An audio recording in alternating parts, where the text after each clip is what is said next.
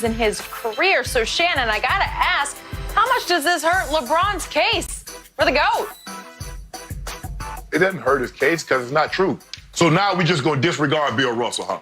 Now, for eternity, Bill Russell was the greatest defender to ever play the game. Now, all of a sudden, this comes out, Michael Jordan is the greatest defender. First of all, Michael Jordan was an unbelievable defender, but he could not guard the positions that LeBron James could. We watched LeBron James guard Tony Parker, Manu Ginobili, Kawhi Leonard, Tiago Splitter, Tim Duncan, Boris Diaw in one finals. So he took Tony Parker to start the game, and when they went small, he guarded Tim Duncan. So that's 1 through 5. That's what he did. Now, we saw Michael Jordan in game 1 of the 91 finals try to guard Magic Johnson, and Magic put a triple-dub on his head. That is not conjecture. That's not innuendo. That's fact. And it wasn't until Phil Jackson put Scotty, and Scotty hounded Magic all the way up and down the court, that it flipped the series. Stop this, Skip Bayless. Stop. Look, Jordan is great. He was a great defender. 9 NBA first team all defense. That tells you he was a great defensive player of the year. But stop this now. So all of a sudden, so everything that Bill Russell did, the 11 championships, the defender, Garden, Bob Pettit, the Wilt Chamberlain, to all these other bigs, nothing now because Michael in the last dance. So Elijah won. What was Elijah? Was Elijah one any good at defending? Was David Robinson, Tim Duncan? So only Mike. Man, stop this notion. Look, I got no problem. Mike was great.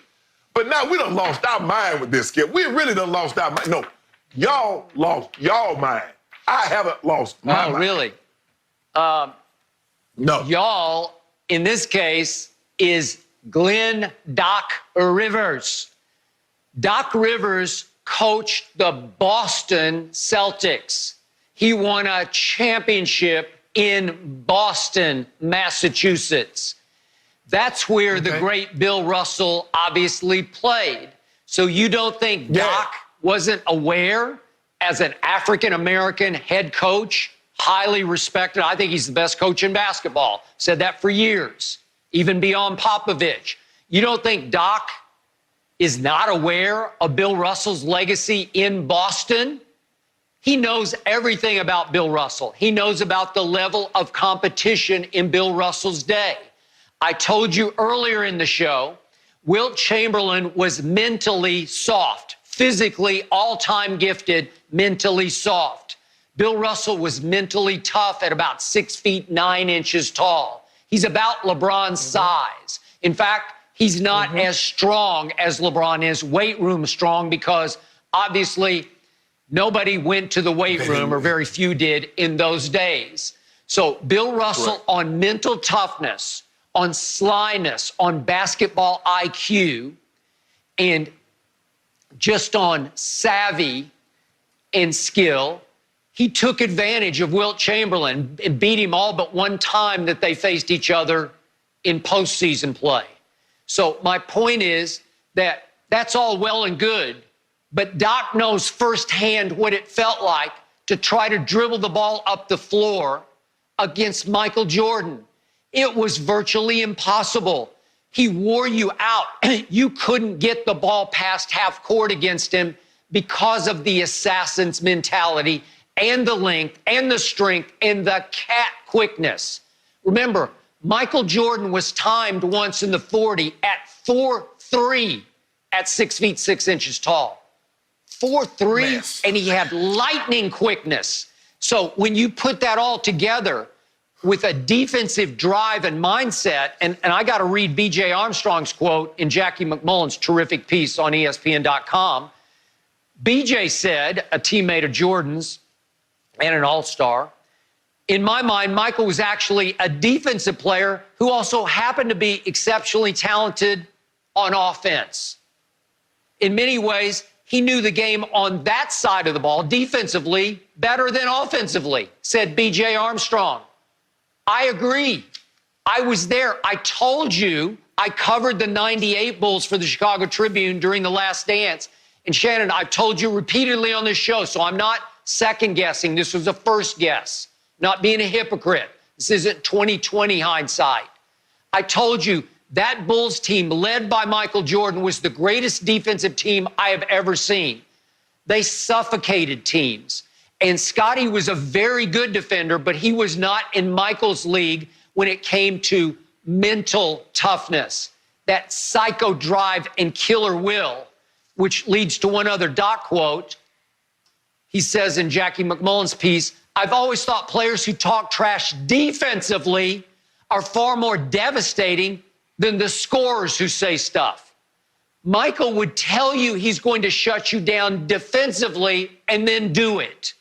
And it's just psychologically devastating that I can't do anything against this guy. He's more committed on defense than he is on offense. Most scorers don't play defense remotely the way Michael did. He won 10 scoring titles and made 9 first-team all-defenses and 1 Defensive Player of the Year. Shannon, I'm so sorry. This slams the door shut on your case for LeBron being the GOAT. It's over. Hold on, wait a minute. Just for a second, Skip. If he was that great defensively, why he only got 1 Defensive Player of the Year? He probably could have won 5. It's like, how did he only get 5 MVPs? He could have won it every year. No, every year. I don't want to hear what he could have done. Now, this is what I will concede.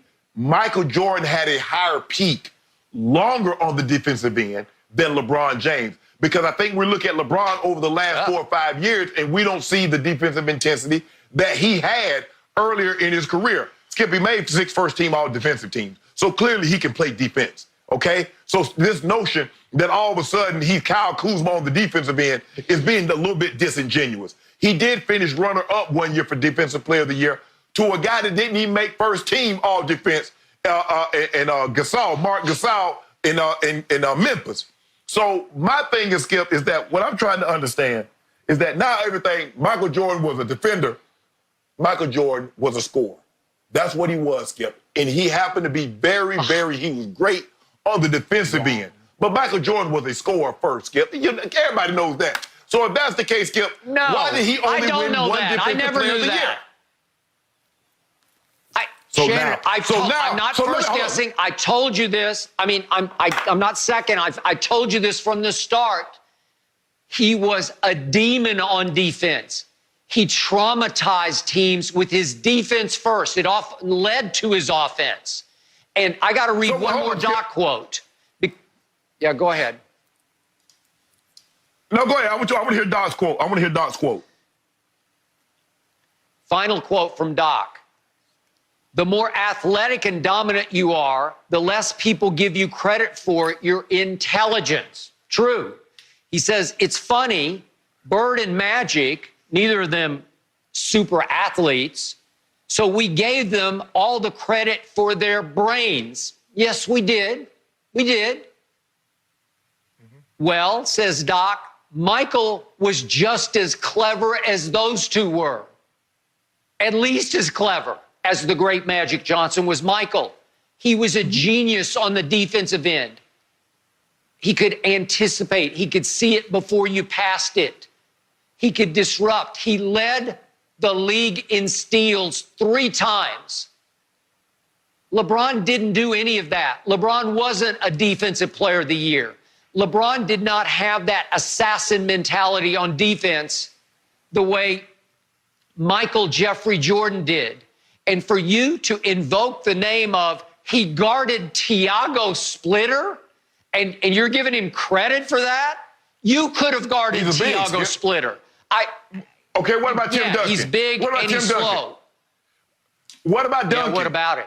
What about Duncan? Yeah, I'd like to see LeBron guard. What about it? I'd like to see guard Tim Duncan for 40 minutes, and he'd score 40 points. Skip. That's what would happen. Okay, so let me ask you a question. What big is Michael Jordan going to guard? Is he going to guard Barkley? Is he going to guard Malone? Is he going to guard Bird? Is he going to guard Magic? I'm trying to figure out what big is he going to guard for 40 minutes. Yeah, raise your hand. Go ahead. Jackie McMullen's piece. Yeah, thank you very much. In Jackie's piece, Danny Ainge says Charles Barkley was the MVP of the league that year. That was that championship year that they got to the finals, obviously. And Michael just loved the challenge of shutting him down.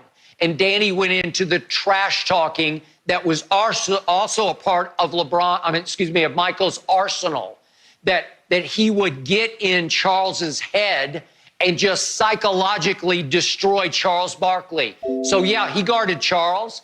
Again, he was only 6'6", to LeBron's 6'9". Yeah. So did he guard Charles when Charles dropped that 44? Was he on Charles then? Or was somebody else guarding him then? Because he did drop 44 in the finals against the Bulls. Well, I just want to know, was Michael on him then? It's simple yes or simple no. Yeah, he was on him in, help me out. Was he on him in Game 6? What happened in Game 6, the closeout game? Go look at what Charles did. See, what you do is what you look at is that Michael had the better team.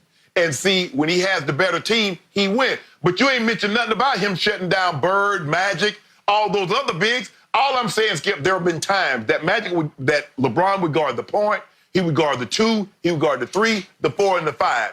Obviously, LeBron James is not going to spend his whole time guarding the 5. Just like Michael wouldn't spend his whole time guarding the 3 or 4. So to stop this notion, we're not, Skip, see, the thing is that when you try to build an argument for what Michael did or didn't do, it's like you're hating. You're not hating. You're just pointing out that as we go further, the story gets bigger and bigger. They keep adding more and more yeast, and it keeps growing. The cake is good enough. We don't need to put any more frosting on it. We don't need any more sprinkles, any more designs. The cake is what it is. It's good enough. Doc.